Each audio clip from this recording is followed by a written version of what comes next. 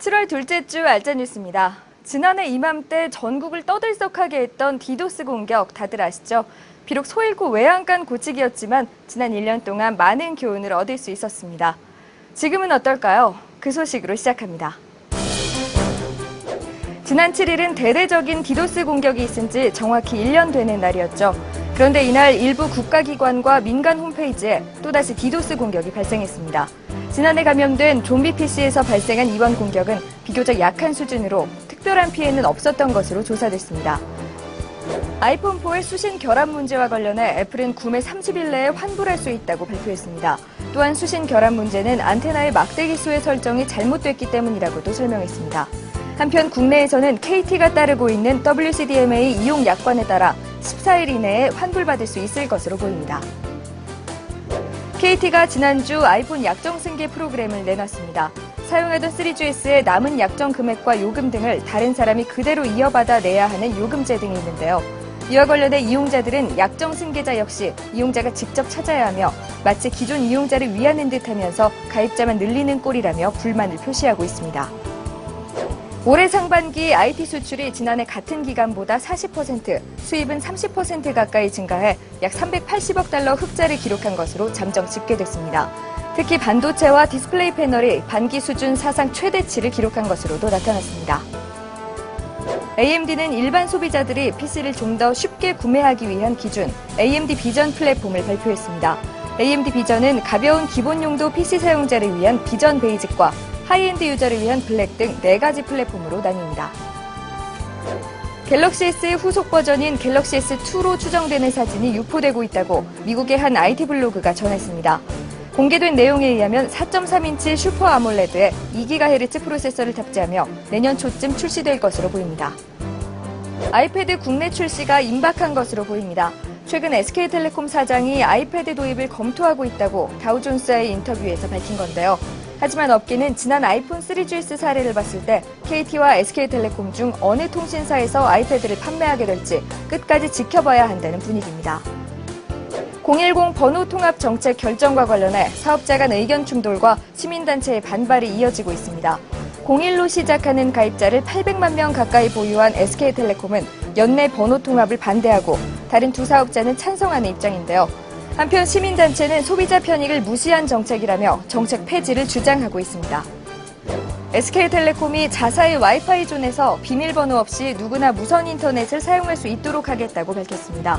이번 인증 방식 변경으로 타사 고객도 주민번호와 실명을 입력하면 누구나 무선 인터넷에 접속할 수 있습니다. LG전자가 전 세계에 출시할 스마트폰 제품명을 옵티머스로 통일하고 하반기에는 더 많은 제품들을 내놓으면서 안드로이드 스마트폰 풀 라인업을 구축한다는 계획을 발표했습니다. 또한 해외에는 앱스토어, 국내에는 앱 서비스 방식으로 서비스하겠다고도 밝혔습니다. 리니지와 아이온 등 우리나라 온라인 게임들이 지난해 매출 기준 세계 10위 안에 들었다고 한 정보통신 컨설팅 업체가 발표했습니다. 1위는 블리자드의 월드 오브 워크래프트인 것으로 나타났습니다. 구글이 운영하는 안드로이드 마켓 전용 어플 마이마켓이 국내 사용자들 사이에서 빠르게 확산되면서 게임 어플들이 자유롭게 퍼져나가고 있습니다. 따라서 우리나라의 게임물 차단이 사실상 무의미해지고 있는데요. 이와 함께 국내 게임물 사전 심의제가 또 한 번 논란의 대상이 되고 있습니다. 세계 온라인 사이트 중 구글은 방문자 수로 1위, 페이스북은 방문자당 체류 시간에서 1위를 차지했습니다. 전 세계 네티즌의 80% 이상이 구글 사이트에 방문하고 페이스북에는 방문자당 평균 6시간을 체류하는 것으로 한 조사 결과 나타났습니다. 저희 미디어잇에서는 여러분에게 다양한 정보를 제공하기 위해 최근 출시된 삼성전자의 스마트폰 갤럭시 S의 충격 테스트를 실시했는데요. 액정 표시 부분이 긁힘에 얼마나 강한지와 낙하 테스트를 시행했습니다. 또 갤럭시 S 내부도 공개했는데요. 자세한 실험 결과는 묻지마 실험실에서 확인하실 수 있습니다. 앞으로도 여러분의 궁금증을 해결해드리기 위해 최선의 노력을 다하겠습니다. 많은 관심과 제보 바랍니다. 지난 시간에 이어 상반기 이슈와 전망 두 번째 시간입니다. 휴대폰과 디카, 가전 분야를 각 담당 기자가 직접 전해드립니다.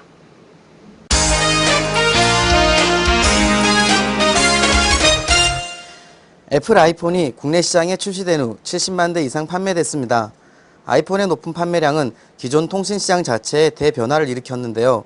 통신사 중심의 네트워크가 제조사와 앱스토어로 무게중심을 옮겼습니다. 또 애플리케이션은 더 이상 통신사가 단방향으로 제공하는 것이 아닌 누구나 쉽게 다운로드 받고 사용할 수 있는 것이 됐습니다. 아이폰의 인기는 와이파이 인기 상승과도 직결됐습니다. 무선 인터넷의 기본인 와이파이가 일반 폰 영역으로까지 확대됐고 이른바 FMC 관련 단말기도 지속적으로 출시되고 있는 상황입니다. 아이폰의 인기에 힘입어 그동안 관심을 끌지 못하던 스마트폰 판매량이 급격히 늘었습니다. 어렵게만 느껴지던 스마트폰이 대중화에 성공했다고 할 수 있습니다. 특히 윈도우 모바일 중심의 운영체제 시장이 iOS, 안드로이드, 블랙베리 등으로 다변화됐고 관련 제품 판매량도 윈도우 모바일 제품을 크게 능가하기도 했습니다. 휴대전화 식별번호를 010으로 강제 통합하는 문제가 논란이 됐습니다. 방송통신위원회 주관으로 진행되고 있는 010 통합은 기존 2세대 단말기에 사용하던 이통사 식별번호 01X를 010 하나로 변경하는 것으로 기존 01X 가입자 1천만 명이 010 번호를 사용하도록 강제해야 한다는 점에서 향후 진통이 예상됩니다. 하반기엔 스마트폰 시장 열기가 더욱 뜨거워질 전망입니다. 특히 아이폰과 타 스마트폰들의 경쟁 구도가 어떻게 진행될지 더욱 기대됩니다. 미디어잇 이진입니다.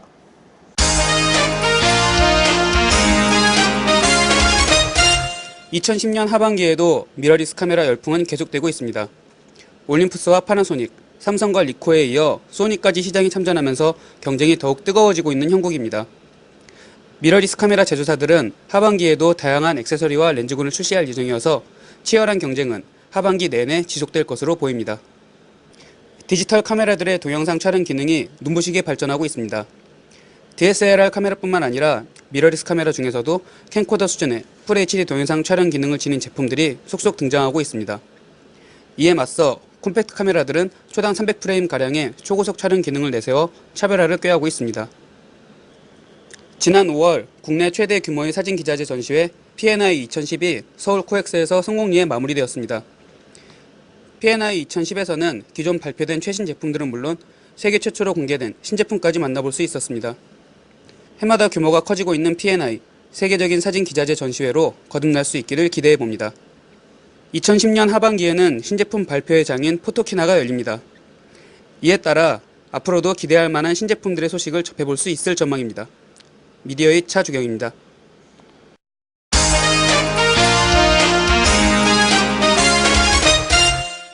상반기에는 무엇보다도 3D TV가 열풍을 일으켰습니다. 지난 3월 삼성전자가 3D TV를 출시한 데 이어 LG와 파나소닉이 연달아 출시했습니다. 그리고 7월에는 소니와 샤프전자도 3D TV를 출시하며 본격적인 3D TV 경쟁이 시작됐습니다. 최근 월드컵 시즌까지 겹치면서 3D TV가 전 세계적인 이슈가 되기 시작했습니다. 스마트폰의 인기가 높아지면서 동영상을 재생할 수 있는 MP3 플레이어와 PMP 등의 수요는 상대적으로 줄고 있습니다. MP3 플레이어 제조사들은 새로운 시장을 형성하거나 혁신적인 제품을 내놓아야 할 시기로 보입니다. 아직 국내에 출시는 안 됐지만 애플의 아이패드는 출시 80일 만에 300만 대가 판매되는 등 아이폰에 이어 또다시 인기를 올리고 있습니다. 아이패드는 스마트폰에 비해 큰 화면과 손쉬운 UI로 노트북과 전자책, PMP의 경계를 허물면서 새로운 시장을 개척했다는 평가가 내려지고 있습니다. 조만간 국내에 아이패드가 출시된다면 관련 업계에 어떤 변화가 일어날지 관심이 집중됩니다. 이처럼 올 상반기 가전업계에서 가장 큰 화두는 3D TV와 스마트폰입니다. 하지만 3D TV는 대중화까지 가격이나 몇 가지 문제점들로 인해 시간이 걸릴 것이고 오히려 앱을 설치하고 이용할 수 있는 스마트폰과 태블릿 PC, 그리고 이를 공유할 수 있는 스마트 TV에 대한 것이 하반기에는 보다 크게 다뤄질 것으로 전망됩니다. 미디어잇 이상훈입니다.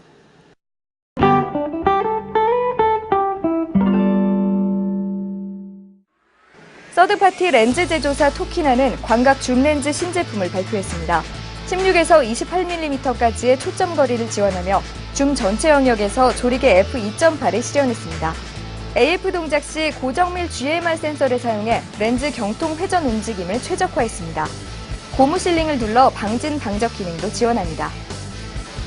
모토로라 코리아는 안드로이드 폰 드로이드의 한국형 모델 모토 쿼티를 출시한다고 밝혔습니다. SK텔레콤을 통해 판매되며 안드로이드 OS 2.1 버전을 탑재, 두께는 약 14mm의 슬라이드형 쿼티 자판을 채용했습니다. 3.7인치 풀터치 디스플레이를 탑재했습니다. 전 세계가 뜨겁게 달아오르고 있습니다. 어떤 한 이슈 때문에 달아오르는 것이 아니라 지구의 온도가 점점 올라가고 있다는 뜻인데요.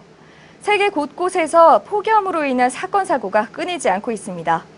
하지만 아무리 덥다고 해도 에어컨을 실내가 추워질 정도로 트는 것은 지양해야겠죠. 적당한 전력 사용으로 환경 파괴의 악순환을 하루빨리 끊도록 노력해야겠습니다. 이번 주 알짜 뉴스는 여기서 마칩니다. 고맙습니다.